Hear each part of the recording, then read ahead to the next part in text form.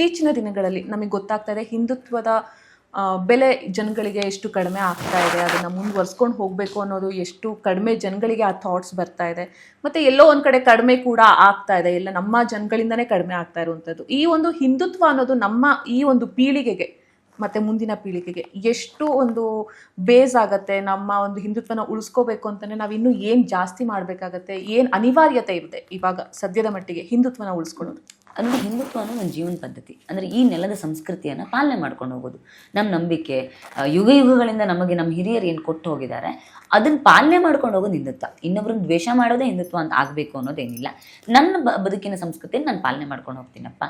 ಈ ಜನ್ರೇಷನ್ ನಾವೇನಿದ್ದೀವಿ, ಈ 90s kids 2K kids ಏನಿದ್ದೀವಲ್ಲ, ನಮ್ಮ ಈ ಜನ್ರೇಷನ್ ಇದನ್ನು ಉಳಿಸ್ಕೊಳ್ಳದೆ ಹೋದರೆ ಮುಂದಿನ ಜನ್ರೇಷನ್ ಖಂಡಿತವಾಗ್ಲೂ ಇದು ಉಳಿಯಲ್ಲ. ಸೊ ಇದು ಬಹಳ ಮುಖ್ಯ. ನಾವು ಈ 2 ದಶಕದಲ್ಲಿ ಹುಟ್ಟಿರುವಂಥ ಜನತೆ ಏನಿದ್ದೀವಲ್ಲ, ನಾವೇ ಇದನ್ನು ಉಳಿಸ್ಕೊಳ್ಬೇಕು. ಇದ್ರ ಪೂರ್ತಿ ಜವಾಬ್ದಾರಿ ನಮ್ಮದು. ನಮಗಿಂತ ದೊಡ್ಡವರು ಆಗೋದಿಲ್ಲ, ನಮ್ಮ ನೆಕ್ಸ್ಟ್ ಬಂದವ್ರಿಗೂ ಅದ್ರ ಬಗ್ಗೆ ಗೊತ್ತಿಲ್ಲ.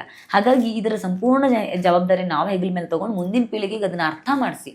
ಅಂದ್ರೆ ಅವ್ರಿಗೆ ಯಾವ ಭಾಷೆಯಲ್ಲಿ ಅರ್ಥ ಆಗುತ್ತೆ ಆ ಭಾಷೆಯಲ್ಲಿ ಅರ್ಥ ಮಾಡಿಸ್ಬೇಕು. ಅವ್ರು ವಿಜ್ಞಾನದ ಭಾಷೆಯಲ್ಲಿ ಕೇಳ್ತಾರಾ, ಸರಿ ನಾನು ಕುಂಕುಮ ಇಡ್ತೀನಿ, ಸೀರೆ ತೊಡ್ತೀನಿ, ಬಳೆ ತೊಡ್ತೀನಿ. ಅವ್ರಿಗೆ ಅದು ವಿಜ್ಞಾನದ ದೃಷ್ಟಿಕೋನದಲ್ಲಿ ಬೇಕು ಅಂದರೆ ವಿಜ್ಞಾನ ದೃಷ್ಟಿಕೋನದಲ್ಲಿ ಅದನ್ನು ಅರ್ಥ ಮಾಡಿಸ್ಬೇಕು. ತರ್ಕದ ದೃಷ್ಟಿಕೋನದಲ್ಲಿ ಬೇಕಂದ್ರೆ ತರ್ಕದ ದೃಷ್ಟಿಯಲ್ಲಿ ಅರ್ಥ ಮಾಡಿಸ್ಬೇಕು. ಆಧ್ಯಾತ್ಮದ ದೃಷ್ಟಿಯಲ್ಲಿ ಬೇಕು ಅಂದರೆ ಆಧ್ಯಾತ್ಮ ದೃಷ್ಟಿಯಲ್ಲಿ ಅರ್ಥ ಮಾಡಿಸ್ಬೇಕು.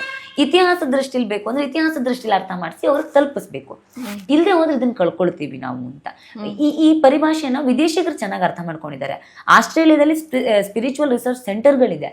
ಆ ಸ್ಪಿರಿಚುವಲ್ ರಿಸರ್ಚ್ ಸೆಂಟರ್ಗಳು ಭಾರತಕ್ಕೆ ಬಂದು ಭಾರತೀಯರ ಜೀವನ ಪದ್ಧತಿ, ಭಾರತೀಯರು ಯಾಕೆ ಪೂಜೆ ಮಾಡ್ತಾರೆ, ಭಾರತೀಯರು ಯಾಕೆ ಧೂಪ ಹಚ್ತಾರೆ, ಯಾಕೆ ದೀಪ ಹಚ್ತಾರೆ, ಯಾಕೆ ಆರತಿ ಮಾಡ್ತಾರೆ, ಯಾಕೆ ಗಂಟೆ ಬಾರಿಸ್ತಾರೆ, ಯಾಕೆ ಕುಂಕುಮ ಇಡ್ತಾರೆ, ಯಾಕೆ ಸೀರೆ ಉಡ್ತಾರೆ ಅನ್ನೋದನ್ನ ವಿದೇಶದ ಯೂನಿವರ್ಸಿಟಿಗಳು ರಿಸರ್ಚ್ ಮಾಡ್ತಾ ಇವೆ ಮತ್ತು ವಿದೇಶದಲ್ಲಿ ಅದನ್ನು ಪಾಲನೆ ಮಾಡ್ತಾ ಇದ್ದಾರೆ. ಇನ್ನೊಂದು 100 ವರ್ಷ ಕಳೀತು ಅಂದ್ರೆ ನಾವು ಹೀಗೆ ಹೋದ್ರೆ ವಿದೇಶಿಗರು ಇದು ನಮ್ದೇ ಆಗಿತ್ತು ಅಂತ ಹೇಳಿ ಮತ್ತೆ ಪುನಃ ಭಾರತೀಯರಿಗೆ ಅದನ್ನ ತಗೊಂಡ್ಬಂದು ಇಂಟ್ರೊಡ್ಯೂಸ್ ಮಾಡ್ತಾರೆ, ಇದು ನಮ್ದೇ ಅಂತ. ಇದೊಂಥರ old wine in a new bottle ಅಂತಾರೆ ಗೊತ್ತಾ. 200% ಹೇಳ್ತೀನಿ, ನೀವು ನೋಡಿ ಗೋಮೂತ್ರದಲ್ಲಿ ಕ್ಯಾನ್ಸರ್ ಗುಣ ಮಾಡುವಂತ ಶಕ್ತಿ ಇದೆ ಅನ್ನೋದು ಭಾರತೀಯರಿಗೆ ಚೆನ್ನಾಗಿ ಗೊತ್ತಿತ್ತು. ಭಾರತೀಯ ಗೋತಳಿಗಳಿಗೆ ಆ ಶಕ್ತಿ ಇರೋದನ್ನ ಗೊತ್ತಿತ್ತು. ಅದು ಇವತ್ತು ಪೇಟೆಂಟ್ ವಿದೇಶಿಗರ ಹತ್ರ ಇದೆ. ನಾಳೆ ವಿದೇಶಿದವ್ರು ಬಂದು ಇದು ನಮ್ಮ ಮೆಡಿಸಿನ್ನು, ನಾವು ಕಂಡಿಡ್ದಿದ್ದು ಅಂತ ಹೇಳ್ತಾರೆ.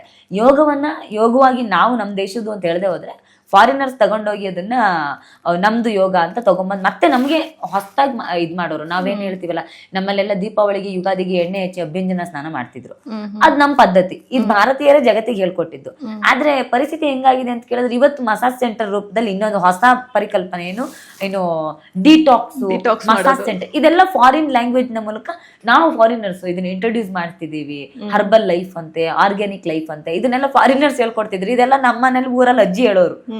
ಸೊ ಈ ನಮ್ ಜನರೇಷನ್ ಅವ್ರೆ ಇದು ನಮ್ದಪ್ಪ, ನಮ್ಮ ಅಜ್ಜಿ ಹೇಳ್ತಿದ್ರು ಹಿತ್ಲಲ್ಲಿರೋ ಬಸ್ಲೆ ಸೊಪ್ಪು ತಗೊಂಬಂದ್ ಸಾಂಬಾರ್ ಮಾಡೋದಕ್ಕೆ ನೀವು ಆರ್ಗ್ಯಾನಿಕ್ ಅಂತ ಹೇಳ್ಬೇಕಾಗಿಲ್ಲ, ಅದ್ಯಾವ್ದೋ ಲೇಬಲ್ ಅಂಟಿಸ್ಬೇಕಾಗಿಲ್ಲ ಅನ್ನೋದನ್ನ ನಾವು ಹೇಳಲಿಲ್ಲ ಅಂದ್ರೆ ಇನ್ನೊಂದು 50 ವರ್ಷಕ್ಕೆ ಫಾರಿನರ್ಸ್ ಚೆನ್ನಾಗಿ ಡಬ್ಬಿಲ್ ಹಾಕಿ ನಮ್ದೇ ಬಸ್ಲೆ ಸೊಪ್ಪನ್ನ ಕುಯ್ಕೊಂಡ್ಬಂದು ಚೆನ್ನಾಗಿ ಡಬ್ಬಿಲ್ ಹಾಕಿ ಲೇಬಲ್ ಅಂಟಿಸಿ ನಮ್ಗೆ ಅದನ್ನ 100 ಪಟ್ಟು ದುಡ್ಡಿಗೆ ಮಾಡ್ತಾರೆ. ಈ ಮಸಾಜ್ ಕಾನ್ಸೆಪ್ಟ್ಗಳು ಅಯ್ಯೋ ಇದಕ್ಕೆಲ್ಲ ದುಡ್ಡು ಕೊಡ್ಬೇಕಾಗಿರ್ಲಿಲ್ಲ. ನಮ್ಮ ಮನೆಯಲ್ಲಿ ಅಮ್ಮ ಮಾಡೋರು, ನಮ್ಗೆ ಹಬ್ಬ ಅಂತ ಬಂದ್ರೆ ಕಂಪಲ್ಸರಿ ಮಾಡೋರು. ಈಗ ನಿಮಗ್ ಕಷ್ಟ ಆಯ್ತು, ತುಂಬಾ ಕಷ್ಟ ಪಡ್ತೀರಿ, ಸ್ಟ್ರೆಸ್ ಇದೆ ಅಂದ್ರೆ ಹೋಗ್ತೀರಿ, ಅದಕ್ಕೆ 1000 ರೂಪಾಯಿ ಸುರಿತೀರಿ, 1000 ರೂಪಾಯಿ ಸುರಿದು ಹೋಗಿ ಮಾಡ್ತೀರಿ. ಇದು ಫಾರಿನರ್ಸ್ದು.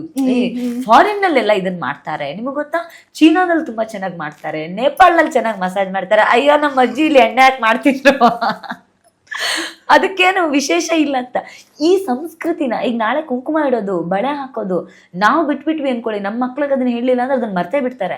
ಫಾರಿನರ್ಸ್ ತಗೊಂಡ್ಬಂದು ನಾಳೆ ಹಾಕ್ತಾರೆ, ಅದಕ್ಕೆ ಬೇರೆ ಏನೋ ಹಾಕಿ ನೋಡಿ ನಾವು ಗಾಜಲ್ ಬಳೆ ಮಾಡಿದೀವಿ, ಇದನ್ನ ಹಾಕಿದ್ರೆ ಸೈಂಟಿಫಿಕಲಿ ಹೀಗೆಲ್ಲ ಆಗತ್ತೆ, ಇಷ್ಟೆಲ್ಲ ಲಾಭ ಇದೆ ನೋಡಿ, ಕುಂಕುಮ ಇಟ್ರೆ ಸೈಂಟಿಫಿಕಲಿ ಇಷ್ಟೆಲ್ಲ ಲಾಭ ಇದೆ ಅಂತ ನಾಳೆ ಫಾರಿನರ್ಸ್ ತಗೊಂಡ್ಬಂದು 5 ರೂಪಾಯಿ ಕುಂಕುಮ ಡಬ್ಬಿಗೆ 5000 ರೂಪಾಯಿ ಇಟ್ಟು ಮಾರಿ ನಮ್ಮನ್ನೇ ಲೂಟಿ ಮಾಡ್ತಾರೆ. ಬ್ರಿಟಿಷ್ರು ಹಂಗೆ ಮಾಡಿದ್ದು. ಹಂಗಾಗಿ ನಾನು ಹೇಳ್ತಿದ್ದೀನಿ, ಈಗಲೇ ಅಭ್ಯಾಸ ಮಾಡೋಣ, ಈಗ ನಮ್ಮ ಮುಂದಿನ ಜನರೇಷನ್ ತಿಳಿಸೋಣ. ಇಲ್ಲಾಂದ್ರೆ ನಾಳೆ ನಮ್ ಜಬ್ಗೆ ಕತ್ರಿ ಬಿಡುತ್ತೆ. ನಮ್ಮ ಅಜ್ಜ, ನಮ್ಮ ಪೂರ್ವಿಕರು ಯಾವ್ದನ್ನ ಉಳಿಸ್ಕೊಂಡಿದ್ರು ಹೋರಾಟ ಮಾಡಿ, ಅದನ್ನ ನಾಳೆ ವಿದೇಶಿಗರು ತಗೊಂಬಂದ್ ನಮಗೆ ಜಾಸ್ತಿ ರೇಟಿಗೆ ಮಾರ್ತಾರೆ, ನಮ್ ಜೇಬಿಗೆ ಕತ್ರಿ ಹಾಕ್ತಾರೆ.